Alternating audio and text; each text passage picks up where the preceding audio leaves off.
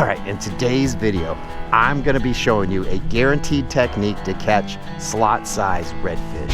How to find them, where to go, how to catch them. So make sure you smash like, hit the subscribe button, and stay tuned. So stealthy. Oh, that's a big one.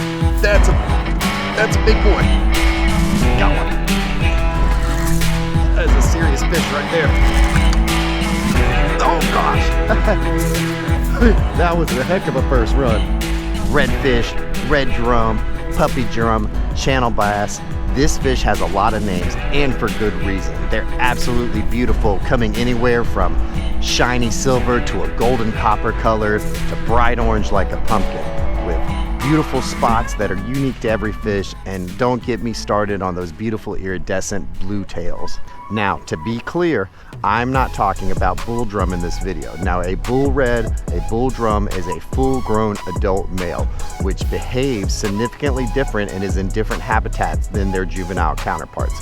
Today, we are going to be talking about slot-sized redfish. And we're in Florida right now, so that means 18 to 27 inches. All of these fish are actually juveniles. These fish will grow up in the inner backwater creeks, even moving into fresh water. Once they reach about 27 to 30 inches or more, they will then move out and live a lot of their lives in the nearshore ocean, on wrecks near the mouths of large rivers letting out into the Gulf of Mexico and the Atlantic. Those juveniles are some really good eating, and they're a lot of fun and fight hard, and really, if you know what you're doing, they're easy to find. Today we got my 7-foot Fenwick HMG inshore casting rod with a Shimano 151 SLX DC. Got that spooled up with 30-pound braid, running about a 4-foot fluorocarbon leader, tied up to a 1/4 ounce jig head. And basically, we're just gonna be pitching live shrimp under these docks, finding a dock that holds fish. Now, you might be suspicious when I said guaranteed method to catch redfish. When I say guaranteed, I mean you have to put the work in. We are in a tidal brackish water creek that lets out into the main river that lets out into the ocean here in North Florida. Now, you need to find yourself a creek that's got oyster beds, nice depth gradient to the banks in the channel, and plenty of docks, plenty of residential docks. And I promise you, you may have to go through 20, 30, 40 docks to figure out where these fish are stacked up. But once you find a dock that holds them, these fish tend to stay on those docks at least through a season, if not multiple years in a row. You'll be able to return to that dock because that dock has those features that these fish like. The docks in particular I'm looking at today have a nice depth gradient to them, and they also have these backwater channels that kind of run behind them, little tiny 4-foot, 5-foot long creeks that fill on the high tide and drain on the low tide and let out. Now, those little creeks and that grass up there gets filled with white shrimp. These redfish are stacked up here waiting for those white shrimp to be pulled out. But without any further ado, we're gonna get straight to the fishing. I'll see you guys at the first dock. Right here where this water's pushing through under this boat ramp. That's a big mistake a lot of people make when they're fishing for redfish, is they see these little shallow areas. They say there's no way there's a fish there, there's no way there's a fish there a foot off the bank at somebody's dock. And my guys that are into bass fishing, or maybe you kind of know about saltwater fishing, know that this is like redfish heaven right here. Now, whether or not there's currently one in here, I don't know, but this spot in particular happens to be a place where I know from past experience could definitely hold them. All right, we got another perfect dock here. This one has like a nice ledge on it. It's got entrance to that little side creek that runs by the houses. The water is definitely booking right now. Oh, just missed one. Dang it. All right, they're definitely here. What we're gonna do here is definitely possible with a paddle, but it's a lot easier with a pedal drive. Is we're just gonna set up nose into this current. I just got a bite. I know we got fish on this dock right here. Dang it. All right, really bad cast there. We just got a bite. I know we got fish on this dock. We're just gonna hover. Nose into the current. We're definitely gonna have to use like the rudder some. Also gonna have to actually get a good cast. Why do I keep casting around that log? Whatever, that'll work. This wind has definitely given us a lot of trouble today. This water is absolutely moving. And whenever that wind gusts, we just don't stand a chance to maintain our position. I did not bring my anchor with me today. There we go. That's what I was looking for. Nothing over here. We definitely got a bite off of this front edge. Just gonna reposition real quick back off of this front edge where we got that first bite.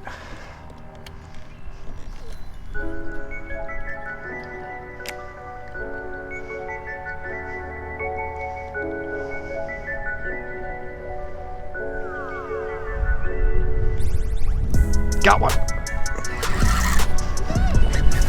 It's a good one. We need to back up here. We need to back up.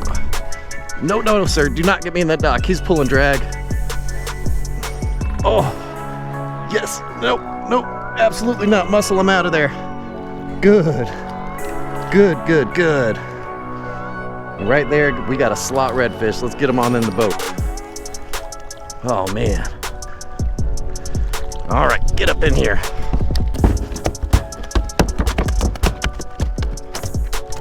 Ooh, he's spicy. All right, hooked him in the bottom of the jaw of all places. Show him to the camera. They're beautiful, beautiful. I'm gonna guess this is probably right at about 19 or 20. Put him on the board and he goes right at 18. So probably like a ½ inch over there. And that is a perfect, perfect eating size redfish. I'll let you guys get one more look at him. Beautiful fish, 1, 2, 3, 4, 5 spots. We'll go ahead and let him go. See him later. It's gonna be looking for a dock with a nice depth gradient. So the dock that we're fishing is about 1 or 2 feet, you know, underneath the dock. And then there's a ledge that lines right up with a dock that drops down to about like 5, 6, 7 feet, depending on the tide. And it also has an entrance to a creek. And this little, I say a creek, it's almost exaggeration. It's just a little cutoff from this main creek. And that cutoff is completely filled with white shrimp. And that's where we found that guy, just sitting right off of this dock, waiting for those tiny little white shrimp to get swept by this tide, and he's just ambushing them. We're gonna get another shrimp on. There's probably lots of fish here. If you've never caught these redfish, I'm telling you, pound for pound, they are tough fighters. I would put them right behind like Jack Crevalle, and as far as inshore fishing, I'd say Jack Crevalle is definitely the fight king, but the redfish is right there at a very close second. Even at 2 or 3 pounds, they'll really give you a run for your money and test your tackle. So we're right here. We're just gonna make that exact same cast we caught him. I'm guessing he's probably got a few buddies with him.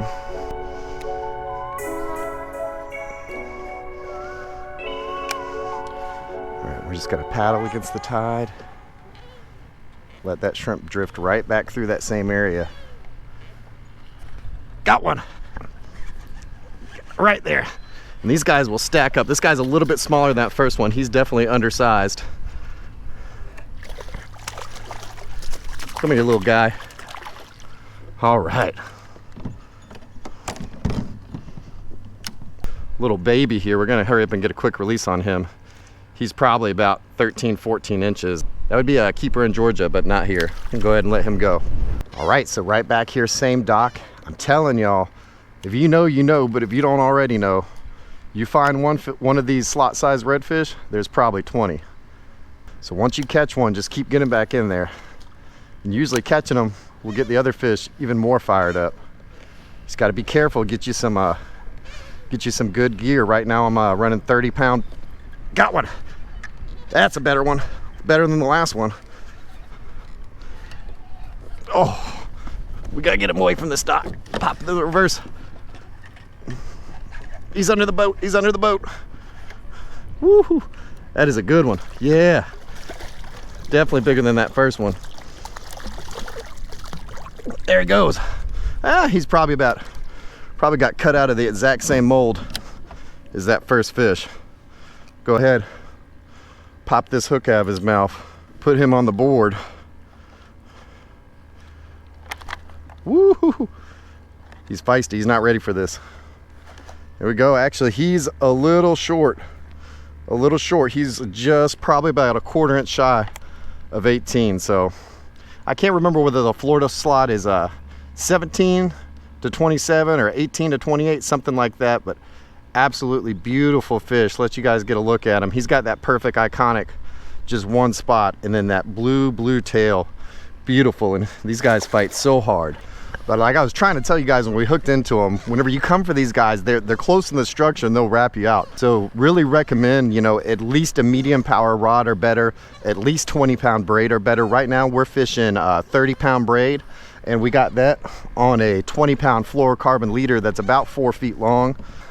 I got a Shimano SLX DC, and I got the drag locked all the way down on these guys, and they're still pulling it out. So definitely, like bare minimum, make sure that you got a good solid rod and reel, at least medium power. Make sure that you got your drag nice and locked down, or else they're just gonna pull you straight in the docks and you never have a chance.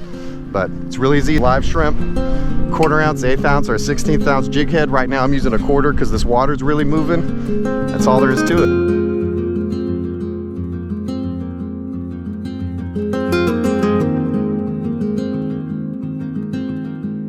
All right, and these fish they're not original. You know, these fish are, they're definitely like a school mentality.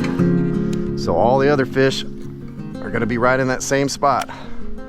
Let's just get in here. That's just about 3 casts in a row now. Every time.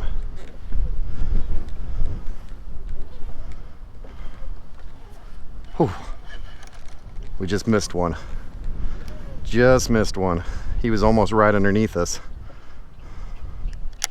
And that is really the beauty of a kayak, is one, you know, you could get back here in a bay boat, but it'd be pretty hard to fish it. And you know, by the time you got back here in like a bay boat or a flats boat, even if you had a spot lock on a trolling motor, you'd probably blow these fish out. And we're just able to sit in here and catch them one after another without blowing our spot out, because the kayak is so stealthy. Oh, that's a big one. That's a big boy. He's got me on the dock. Let's see which way he's going.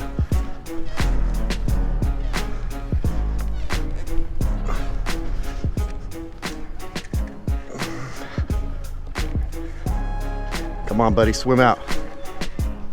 There we go. We got him out. We got him out. We got him out. Got him out. Whew. He ain't as big as I thought he was. Oh man, we hit the dock. He just, whew. He gave us a run for our money. Oh my God. He might be the biggest of the day though. Beautiful. Absolutely beautiful, beautiful fish. All right, let's put him on the board, get him nose up. Woo. Yep, he definitely is about the same length as that first one, but I think he's a little heavier. You can see that beautiful blue tail, just a little bit over 18. Perfect slot size eating fish. If you're trying to have a fish fry, this would definitely be the way to do it. We'll go ahead and give you guys a good look at him. Beautiful, beautiful with that blue tail. Nice. That red on his fins is just so amazing. Wow, what a fish. Let's let him go. There he goes. All right, that boy kind of whipped us. Let me make sure our drag is all the way tight. That boy got us all messed up. There we go. Just gonna give this drag a couple more turns. Felt like we were locked all the way down, but that boy whooped us. Now these Shimano's only got about 11 pounds of drag on them, which I absolutely love. This Shimano, it's the newest combo I have, but I tell you what, I kind of miss the drag on my pin spinning reels. However, for casting these docks and stuff, it definitely works. It's definitely really nice having the casting rod for pitching these docks. I think I forgot to tell you what rod I'm running. So here's a Fenwick HMG inshore casting rod, 7 foot, medium action. I really love these Fenwicks. I think they have like nice quality reel seats on them, and you can get a lot of rods that have, you know, that's the actual blank itself is nice. It's pretty easy to find like a nice blank, but with these Fenwicks, I really feel like the guides and all the other components are, oh gosh. That was a heck of a first run. Oh, that's a big boy. At least as big as those other couple. Oh, that is a serious fish right there. We might have to follow him into this dock. Dang it. Ah, he got us wrapped up. Man, he schooled us. That was a big fish. Oh my gosh. All right. And yeah, that's what I was telling you guys. You get into some of these fish and they're just gonna run you. All right, guys, I got our first battery change of the day. We are ready to rock and roll. It tells me it's also been only about 20 minutes catching all those fish here. So batteries, got one already. Nope. Nice. That's a good one. That one's definitely a keeper. A big boy. He's long, but he's probably skinnier than the others. Actually, now that I look at him, wish we got that chunky one that owned us. He might be just under slot. Go ahead and get the old fish board out. Put him on there. He goes about 18 on the dot. Even if I was keeping fish, he's 18 if he pinches his tail. Even if I was keeping fish, he is way too close. I would not keep him. It's not worth it. Beautiful, absolutely gorgeous fish though. Go ahead and get the release on him. That was just right back in here, and who knows how many of these redfish are on this dock. It literally could be 50, 60 fish. I tell you what, we got plenty of live shrimp still in the bucket, so we're gonna stay here and find out. This wind is just not doing us any favors today. I think we might have beat this dock up about as much as it's gonna take. Might have to move to a different dock here and see if we can make something happen.